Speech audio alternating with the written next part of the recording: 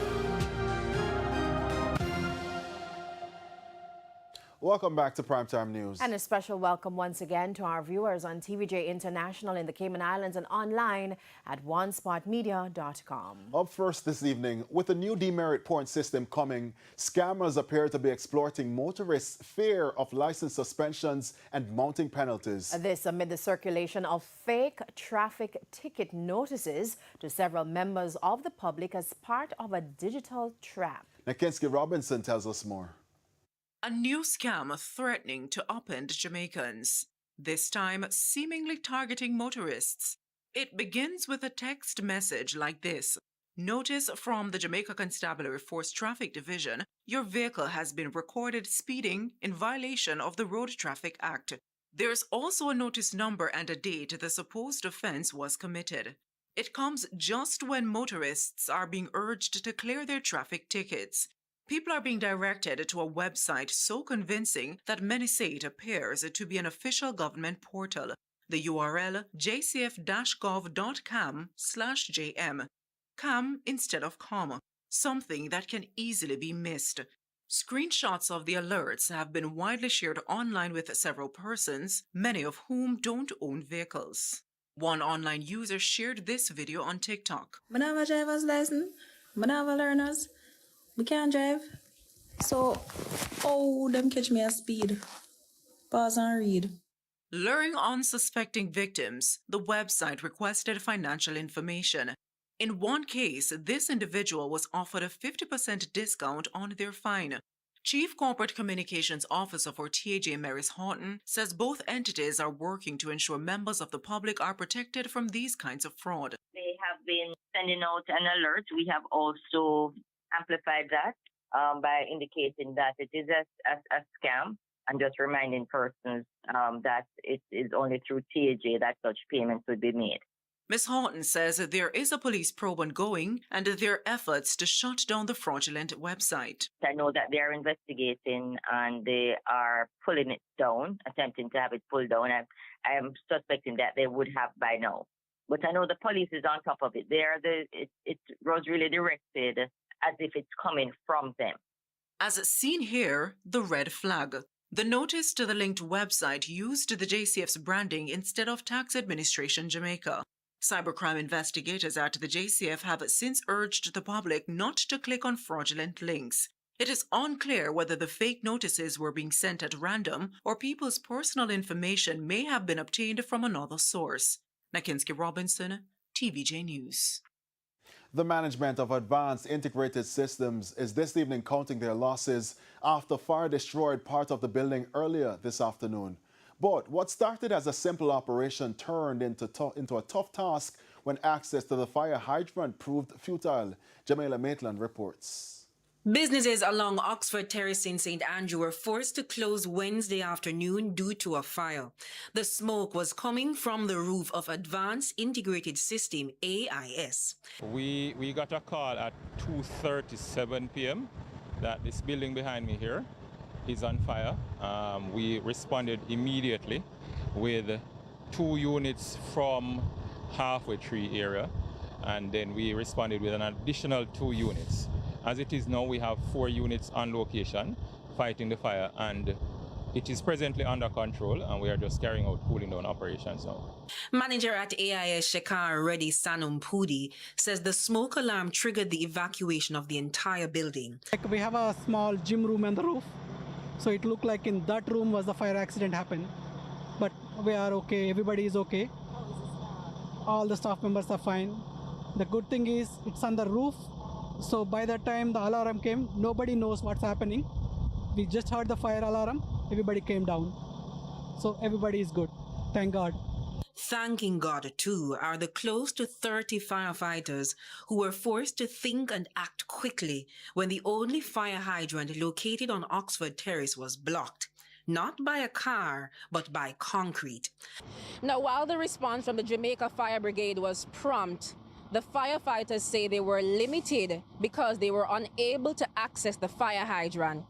Now, approaching the fire hydrant all seems well, but upon further inspection, the firefighters say the area where they're supposed to access has been sealed with cement.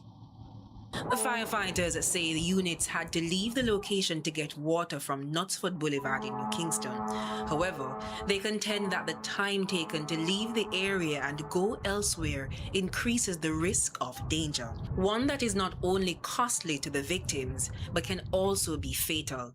When asked who covered the access to the hydrant, no one knew. A woman who spoke off camera told us that it has been this way for years. Equally important are frequent checks to ensure that the hydrants are not only working, but remain accessible. Fortunately, no injuries were reported because of the fire. Pride, on the other hand, is hurt, but the staff spirit remains positive. Tomorrow is a holiday. We are planning to go for these things. But these things happen. We don't know.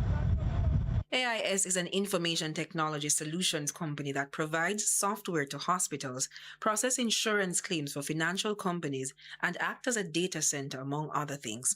The company says following the assessment by the Jamaica Fire Brigade, it will notify clients of the resumption of operations. Jamila Maitland, TVJ News. To a primetime news follow-up now, the St. Elizabeth police say the 41-year-old man whom they rescued from an angry mob after he reportedly confessed to killing and dumping his partner's body in the Black River on Monday is now in custody. They say he was released from hospital and will be charged after a question and answer session in another few days. 50-year-old farmer Nicole Brown, better known as Nikki, was reported missing after residents did not see her in the community on Monday morning. They say they only saw her partner leave and return with a bag and seemed like he was trying to leave the area. When they cornered and questioned him in Barton Wharf District, Lacovia, late Monday night, they say he told them he placed the body in the river by some boats. After almost an entire day of searching with help from divers from the Jamaica Constabulary Force, the body eventually floated up to the surface of the Black River about 5:30 Tuesday afternoon. Residents have condemned the killing, describing the woman as a quiet person. Police are reminding residents to seek professional help, like calling any domestic violence centers to deal with conflicts so they do not escalate to becoming fatal. 3 people have been arrested and charged following a major anti-lottery scamming operation carried out by the major organized crime and anti-corruption agency MOCA in Kingston and St. Andrew this morning. MOCA says the 2 men and 1 woman are suspected members of an organized crime syndicate operating from 2 upscale properties in Belvedere, St. Andrew. Agents also seized a number of items believed to be evidence. MOCA is urging property owners to be vigilant when renting their homes, warning that criminals are increasingly using quiet, upscale communities to hide illegal operations.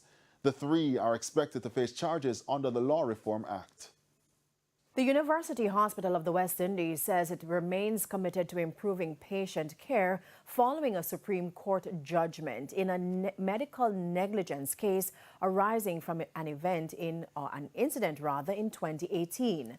The university has been ordered to pay millions of dollars in damages after the Supreme Court found the hospital breached its duty of care to a 16-year-old girl who died in 2018. The court awarded damages for the teenager's pain and suffering, loss of expectation of life, lost future earnings, special damages, as well as the cost of an expert witness report. The judge found the hospital failed to adequately investigate the possibility of meningitis, including not carrying out the necessary procedures despite the condition being identified as a differential diagnosis. The court also found there was no clear treatment plan as the teenager's condition rapidly deteriorated. In a statement today, the UHWI says it has since strengthened its clinical governance, patient safety and quality assurance systems while investing in technology, staff development and improved care. The hospital added that its attorneys are reviewing the court's written judgment and reaffirmed its commitment to transparency, accountability and high-quality patient care. The National Environment and Planning Agency, NEPA, has confirmed that a site warning notice was issued on the fish pond being constructed in Barking Lodge, St. Thomas. Residents staged a protest in the area recently, expressing concern about the proximity of the pond to a school. In response to queries by TVJ News, NEPA says the site was visited and the notice issued. According to the agency, it has since received an application by developers, and while the applicants have paid the necessary fees, it has not reviewed the application for completeness. In the meantime, shadow spokesman on the environment, Omar Newell, says the enforcement notice, which stops work pending the submission and review of the required application, reaffirms that environmental laws must apply to everyone. He stressed that development must proceed responsibly and in accordance with the law. Still to come this evening, we take you behind the scenes at Grand Gala, and in business news, Jamaica set to receive major boost in visitor arrival from Canada for the 2026-2027 winter tour season. We'll be right back.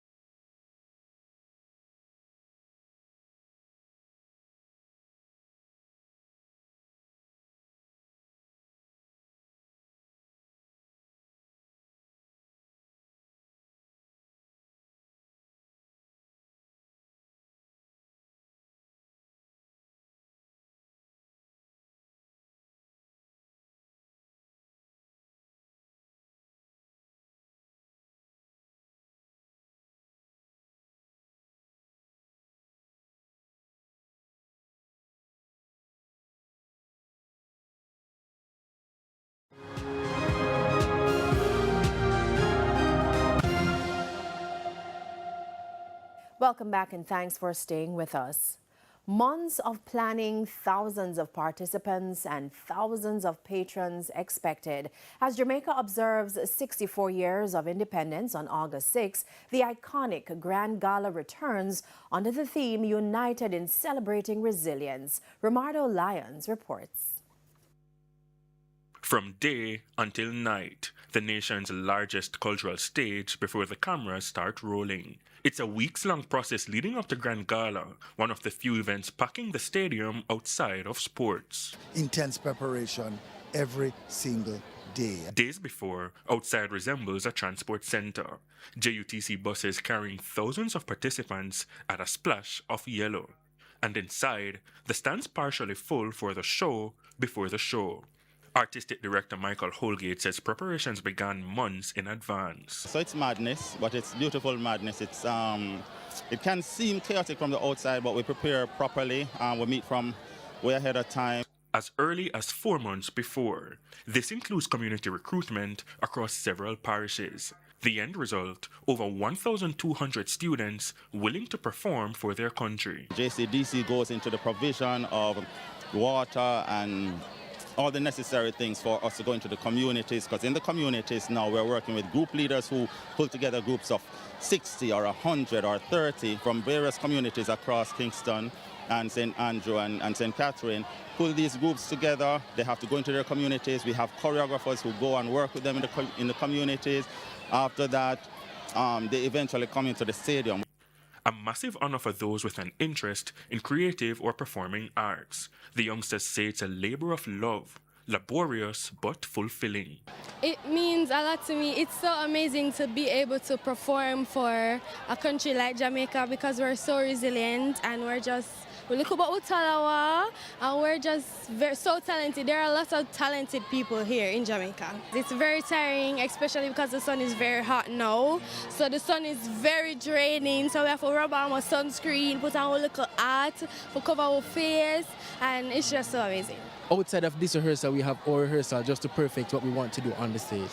It's a good experience, because certain kids don't get to do what I get to do. So for me, I think it's a privilege and it's an honor to be performing for my country to help, preserve the culture and all of that. We have group leaders who are essentially responsible for bringing a group together, and then we have marshals. Each group has like 2 marshals, and these marshals are supposed to keep them in line, keep them in order. Outside of children, there's another 1,800 participants. Drivers, choreographers, members of the JCF and the JDF. Executive Director of the JCDC, Lenford Salmon. All told, we have perhaps about 3,000 people involved in a production like this. This is by far the biggest production in the entire Caribbean region. There's no other like it, certainly not in Jamaica. We have so many cast members who come together to pull off this epic presentation called the Grand Gala. So what does the budget look like? Whilst I don't have a figure to give you today, because I didn't come prepared for that, but it's a massive adventure in expenditure. All of these kids you see here, they're all volunteers. We could never afford to pay them. So typically we start at 2:30 and go until about 7. Back in the day, it used to be a long thing affair from going from 10 straight until 8, but now we have cut it down to 2:30 to about 7, and it works for us. So hopefully it will be an awesome show this year again, and people will love it. Days before, we saw a line with people waiting for free tickets stretching for meters in the sun. Them say anything free not good enough. Why was there a long line in front of stadium for tickets for Grand Gala? Some might say it's a very brave undertaking given the temperatures recently. Mr. Salmon says it speaks to a growing interest over the decade. It's really fulfilling to know that what you do, people appreciate and would want to participate as audience. It's a wonderful feeling to have, but it's an awesome responsibility because we can't just sit on our laurels and say, well, we were successful last year, let's just do it again. Not at all, because that is what people will get tired of. So although it's a Grand Gala every year, it's a different show that we put on, and we keep trying to raise the bar. Ramarda Lyons, TVJ News. The parish of St. Anne is once again preparing for an influx of thousands of patrons weeks after the successful staging of Reggae Sumfest, and the police say they're relying on lessons learned to keep traffic flowing and maintain public safety during the Best Weekend Ever party series. The energy leading up to the 2026 staging of Best Weekend Ever is growing, and already hundreds have arrived in St. Anne in anticipation. On the other hand, law enforcement are also getting ready, but it's to tackle the long-standing issue of traffic congestion and bottlenecks along major roadway.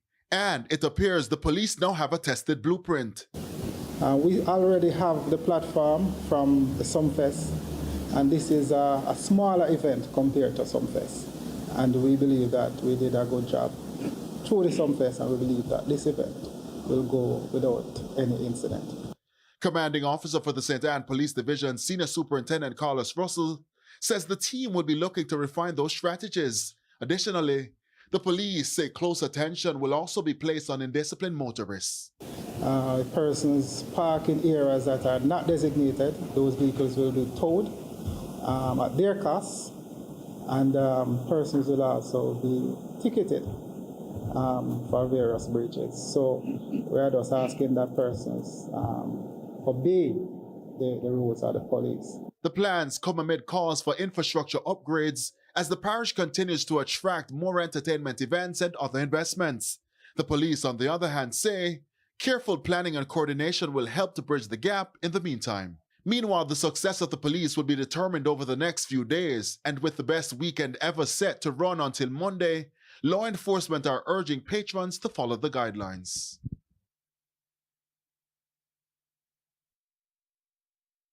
Meanwhile, the police in St. James say the enhanced policing measures in Montego Bay during the Dream Series period yielded results with the seizure of 2 illegal guns. As for the event itself, there were no reported security breaches, with the organizers hailing the event a success. We have the details in this report. The Independence and Emancipation period is to, among other things, celebrate Jamaica's culture.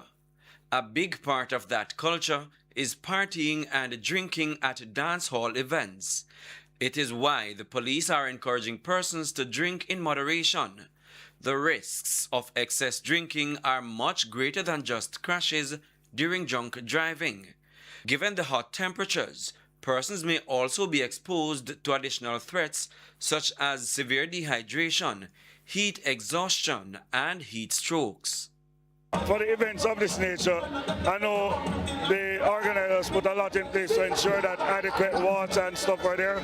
We just have to encourage the patrons, to go a little easier on the alcohol and more on the hydration. Senior Superintendent of Police Aaron Samuels is the head of the St. James Police Division. He issued the advice while speaking with our news team after the annual Dream Series in Montego Bay. The event moved to Montego Bay from Negril for this year, and from his own assessment, the series itself was largely incident-free. We have not had any official reports of any major incidents or any situations. What we have done is try as best as possible to keep the policing activity on a high. In fact, over the period, we have recovered 2 guns because we kept the operational activities right across. So definitely we have put some work into it because we want to show the world that Montego Bay is the safest city in the Caribbean, so that a festival of this nature can be held without an incident, with everybody enjoying themselves. He explained a lot of planning took place to prevent security breaches and also respond to emergencies.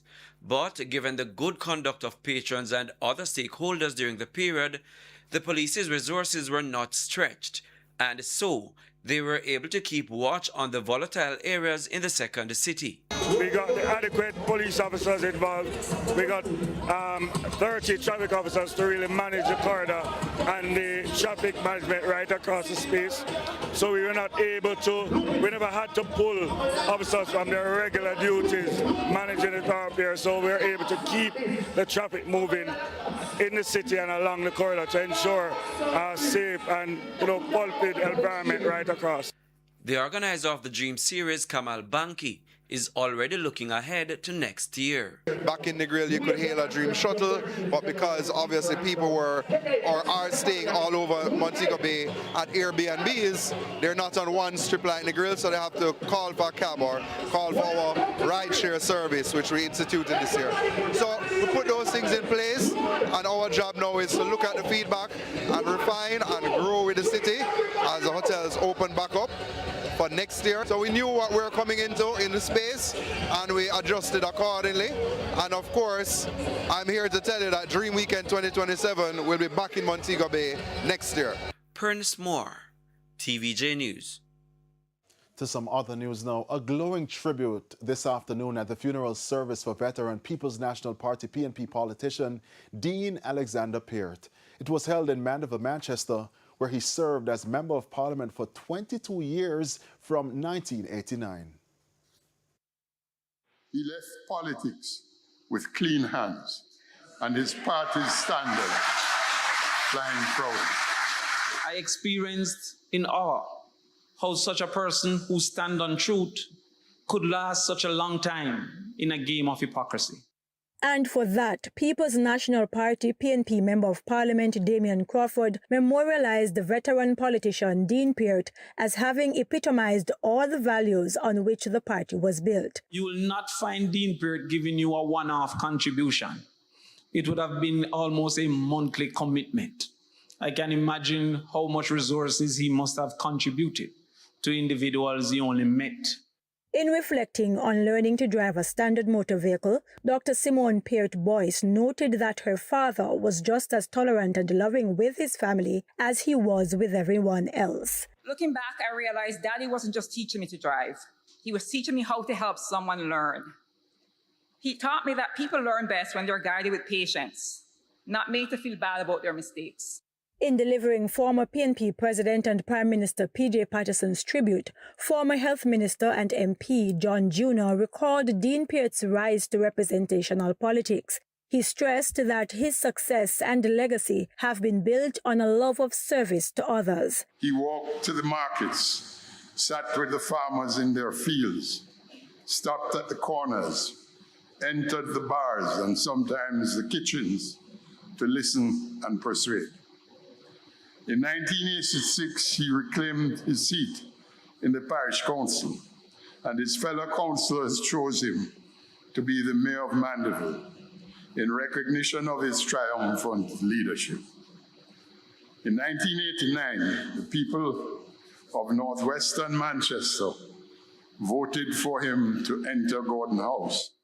In his Northwest Manchester constituency, Mr. Peart spearheaded the construction of 13 community centres. Alongside basic schools, classrooms, roads, water infrastructure, playfields, and a scholarship fund that endures to this day. Those centres and spaces were never mere meeting places. They were instruments of empowerment, where children learned, where the sick were treated, where those who could not read were taught the skills. Dean Peart served as Minister of Land and Environment, State Minister for Labour and Social Security, among others. Prime Minister Portia Sims Miller sent him to a ministry she previously led. His tenure there has won the praise of incumbent ministers as one of the best ever to have led the Ministry of Local Government. Personally, I'm better for having known him. The People's National Party is better for having had him. Manchester is better for his representation. And Jamaica is better for his life. Dean Peart died on July 12, 2026 at 77 years old. Krista Campbell, TVJ News. Coming up in this newscast, Iran says it has agreed Strait of Hormuz shipping route with Oman. We'll be right back.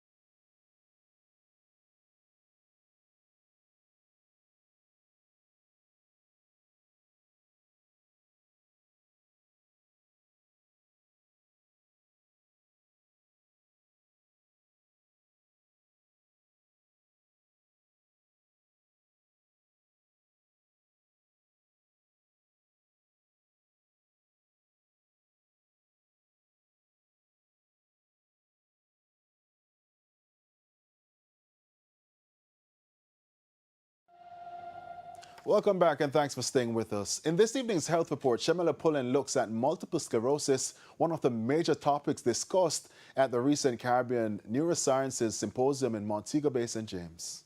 The health report is brought to you by Tetley Super Teas, packed with vitamins and chamomile to calm you down. Multiple sclerosis, or MS, is a lifelong condition in which the immune system mistakenly attacks the protective covering of nerves in the brain and spinal cord. This disrupts communication between the brain and the body. A global burden of disease analysis estimated approximately 4 cases per 100,000 people, but current national prevalence data are limited. I personally, I don't want to say we in general, but I learned so much by being here. There's an amazing culture in the Caribbean. The way of delivering healthcare, the way that I'm listening to it as I'm learning is fascinating. The US has so much of good infrastructure, but we've kind of like made patients clients at some point, sadly, and the amazing humanitarian drive in the healthcare system in Jamaica. Symptoms vary and may include blurred or double vision, numbness, weakness, severe fatigue, poor balance, muscle stiffness, and difficulty walking. The precise cause remains unknown, but genetic and environmental factors, including certain viral infections, smoking, and low vitamin D, may contribute. But immersion is helpful for us too to understand, and whichever way we can support, and you support us. I know that there's a good connection between here and England in terms of the educational privilege, and we hope that we can do it also with the US. Anything that we can do to help with making those medications available, clinical trials, anything that really helps patients get what they need as soon as they need it. Neurologists diagnose MS using a patient's history, examination, MRI scans, and sometimes spinal fluid and blood tests. There is no cure, but steroids can manage attacks, while disease-modifying medicines can reduce relapses and slow progression. Misconception is that it's a life sentence. Like whenever there's an inflammation in the brain and the spinal cord, people just like raise their hands up and say, what can we do? And if we can't give them steroids only, that's nothing else to give them. That's untrue, and there's a lot of new developments in terms of understanding neuroinflammatory disorders, understanding the scope of treatment, so patients have a chance of living good. With your health report, I'm Shamela Pullen, wishing you good health.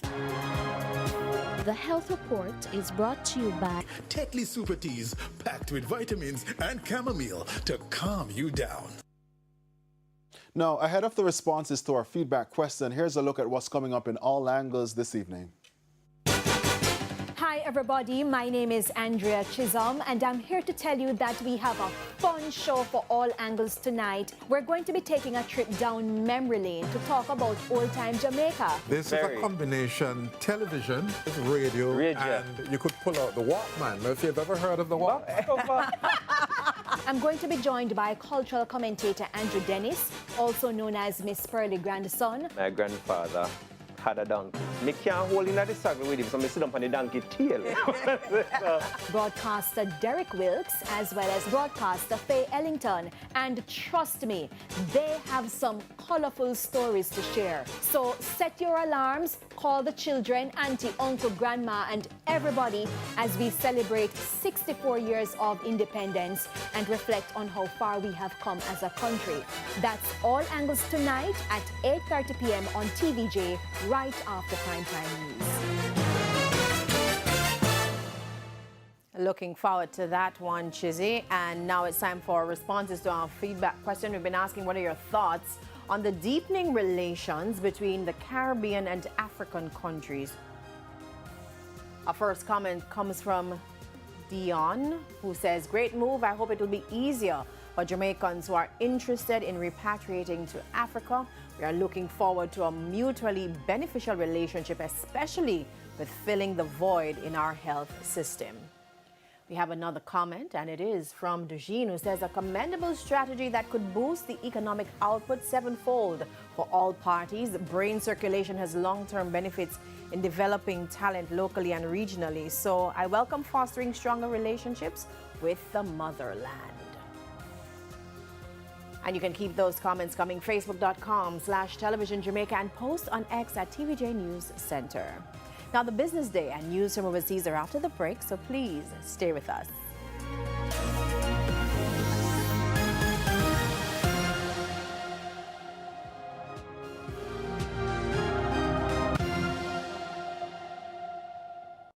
Now join the